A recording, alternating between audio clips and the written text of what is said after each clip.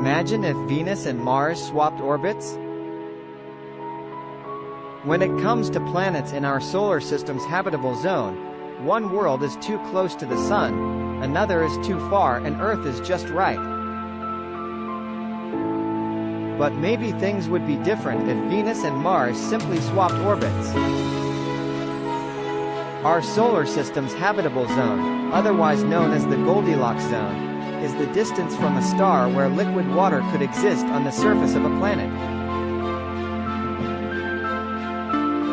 As long as conditions aren't too hot or too cold, life could be possible. Just like on Earth. But simply occupying prime real estate in the habitable zone isn't a guarantee that a rocky planet is actually habitable. Both Venus and Mars orbit within this region too. And yet, no life. Despite being of a similar size and with roughly the same surface gravity as Earth, Venus is too hot to hold liquid water.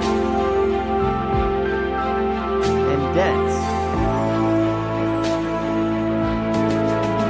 Its atmosphere is 90 times denser than our own, and the surface temperature is a scorching 462 degrees Celsius. On the other end of the Goldilocks zone, Mars is also quite Earth-like, except way colder, drier, and dustier.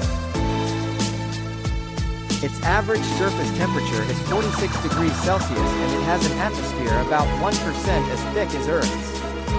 So if we swap things around, would Venus and Mars transform themselves into perfectly livable planets? Bringing the red planet into Venus's orbit would put it at a distance of approximately 108 million kilometers, 67 million miles, from the Sun.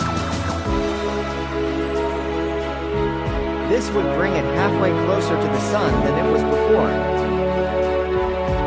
Being so much closer, Mars would get a significant boost in the amount of sunlight it receives. And that alone could make the surface temperature climb to a balmy 32 degrees Celsius. Just like the Earth's tropics.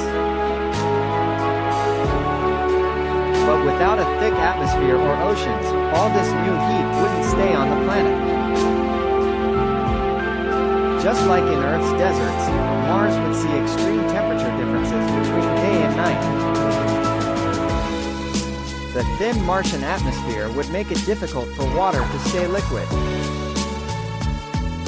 With such a low surface pressure, water would boil at a lower temperature. Evaporation would happen much quicker. Looks like if you want to see life flourish on Mars, you'd have to take a slightly more hands-on approach. But first, let's check out how Venus is doing in its new neck of the woods. You'd now find Venus located 228 million kilometers away from the Sun. That's twice as far as it used to be. And naturally, you'd think surely this scorching planet would be starting to cool down. Well, as it turns out, the planet's high surface temperatures have a lot more to do with its thick atmosphere than its overall closeness to the Sun. Venus has a very high albedo, which means that it reflects about 75% of the incoming sunlight.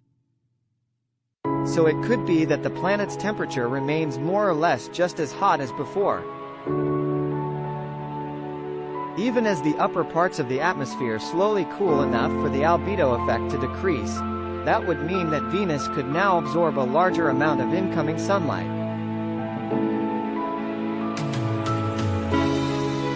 So that temperature wouldn't start to drop all that much. Another setback on the road to becoming a life-supporting planet would be that Venus's atmosphere is mostly comprised of carbon dioxide with small amounts of nitrogen and clouds of sulfuric acid.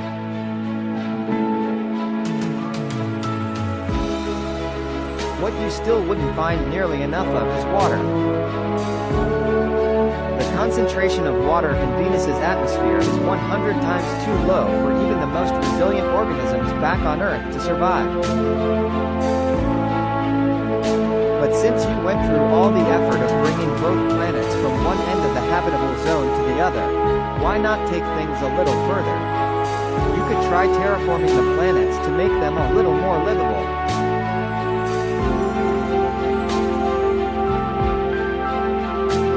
One way you could increase the surface pressure of Mars would be to try releasing all the carbon dioxide found in its soil and minerals.